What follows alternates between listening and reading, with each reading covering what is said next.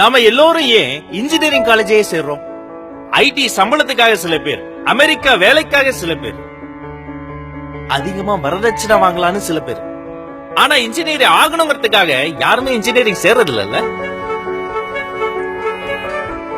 யாரோ ஒரு வெள்ளக்காரன் கண்டுபிடிச்ச சாஃப்ட்வேரை மனப்பாடம் பண்ணி கோடு எழுதி எக்ஸாம் எழுதி பாஸ் ஆகி வேலைக்கு சேர்ந்து அங்க ஆன்சைட் போய் அப்ரைசல் வாங்கி சொந்த ஊர்ல ஒரு லேண்டா வாங்கி இஎம்ஐல ஒரு வீட்டை கட்டி வீட்டுக்குள்ள கல்யாணம் கட்டி நமக்கு பிறக்கிற குழந்தைங்களுக்கு ஸ்கூல் ஃபீஸ் கட்டி எக்ஸாம் ஃபீஸ் கட்டி அதுங்களுக்கு ஒரு நாள் கல்யாணம் கட்டி கட்டின வீட்டுல ஒரு நாள் செத்து போறது.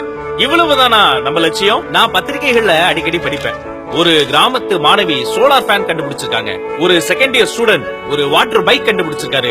இந்த கண்டுபிடிப்புகள்லாம் 10 வருஷம் கழிச்சு எங்க காணாம போகுது? குடும்பம், வேலை, நேரமின்மை, பொருளாதாரம், இப்படி எத்தனை எக்ஸ்கியூசஸ் சொல்லி நம்மள ஏமாத்திக்க போறோம்? மெக்கானிக்கல் இன்ஜினியரிங்ல கிளாஸ்ல டாப்பரா இருப்போம். வீட்ல தண்ணி மூட்டை ரிப்பேர் ஆயிடுச்சுன்னா என்ன பண்ணணும் தெரியாது, பிளம்பருக்கு கால் பண்ணுவோம். எப்படி படிக்கணும்ன்ற யோசனை விதைக்க வேண்டிய எஜுகேஷனல் சிஸ்டம் எப்படியாச்சும் படிச்சணும்ன்ற பயத்தை மட்டும் தான் விதைக்கிறது. ஏய், நீ பெரிய இன்ஜினியரா வரணும்டான்னு நம்ம பையனை பார்த்து சொல்றோம். எப்ப வச்சோம் நீ சிறந்த இனோவேட்டரா வரணும்னு அவனை உற்சாகப்படுத்திருப்போம்.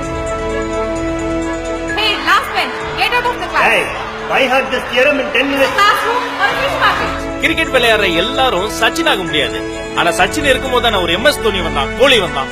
வல்லவனுக்கு வல்லவன் இந்த வையகத்தில் உண்டு. இங்க தேவை நிறைய பயிற்சி, கொஞ்சம் முயற்சி. Wikipedia, Google search, cloud computing, எந்த வசதியும் இல்லாத அந்த காலத்திலேயே கல்லணையை கட்டினாங்க.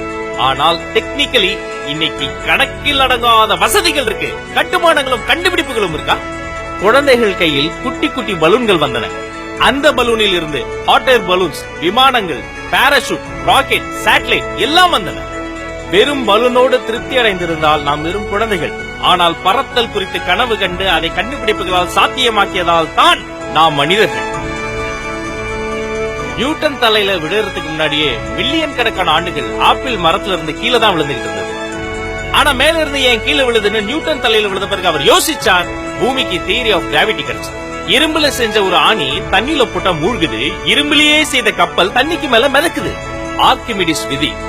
இந்த விஞ்ஞானிகள் ஏதோ வேற்றுக்கிரக வாசிகள் கிடையாது. உங்கள மாதிரி என்ன மாதிரி மனுஷங்க. அவன் கேள்வி கேட்டான், யோசனை பிறந்துச்சு. நம்மள யாருமே கேள்வியே கேட்க விடுறது இல்ல, பதிலுக்கு நாம யோசிக்கிறதே இல்ல. வெறும் மார்க்குக்காக மட்டுமே வாழ்றதும் கறிக்கடையில பிராய்லர் கோழியா வாழ்றதும் ஒண்ணுதான். பேப்பர் போடுற ஒரு சாதாரண பையன், அந்த பேப்பருடைய ஹெட்லைன்ஸா வந்த வரலாற்றின் பெயர் தான் அப்துல் கலாம். இந்திய இன்ஜினியரிங் மாணவர்களுக்காக ஒரு போட்டியை நடத்துறாங்க.